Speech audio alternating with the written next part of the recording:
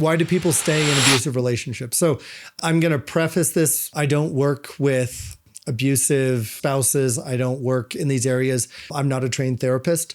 So I can't speak to this with any real authority. I can tell you that we had an episode on the podcast where we did have somebody who is a trained authority in this. His name was Rick Taylor. We had a great conversation. I believe it was episode 1, actually. It was a great first episode. And we talked in that episode about codependency.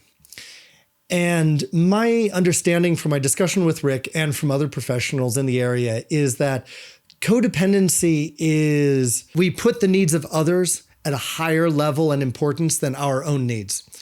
And if I'm staying in a situation where I'm being abused, verbally, physically, emotionally, sexually, if I'm staying in that situation, there is a fair amount of likelihood that I have a codependent personality type, that I am not putting enough importance on my own needs and I am over prioritizing the needs of someone else.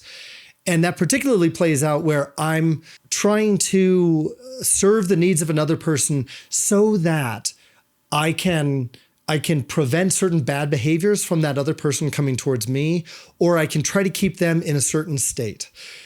That other state is probably going to be some type of hostility or abuse coming back at me. So a lot of people stay in those situations, one, because there's a certain familiarity if we have a codependent nature inside of us. It makes sense. A lot of this is also formed in early childhood with one of our guardians, one of our parents, or somebody of authority in our lives. A lot of these behaviors get formed early in life at that place.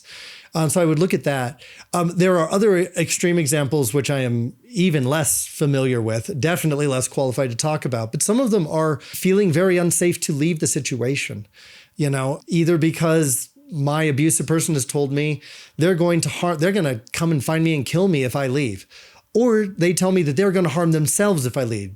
And they're holding that person hostage emotionally and psychologically. Very, very hard to break out of that. Very hard. The other situation I would look at is somebody staying in it for kids or for someone else. Again, this is sort of an emotional hostage situation where I'm doing this because I don't want anything bad to happen to this person, but we're still in an abusive situation. You should seek out real professional help. You should never, ever be afraid of asking for protection. You should always speak up when you feel unsafe. And you are definitely need to remember that no matter what, at the end of the day, you are worth feeling safe. And if you don't feel safe in a relationship, that is a sign that you need to change something, and you need to change something today before it gets worse. That's pretty much what I have to say about people that are in abusive relationships. Thanks for listening. If you have any further insights, please leave them in the comments. I'm sure there are a lot of people that could use a lot more information than what I have to offer. Thank you so much, guys. All right, talk to you next time. Bye.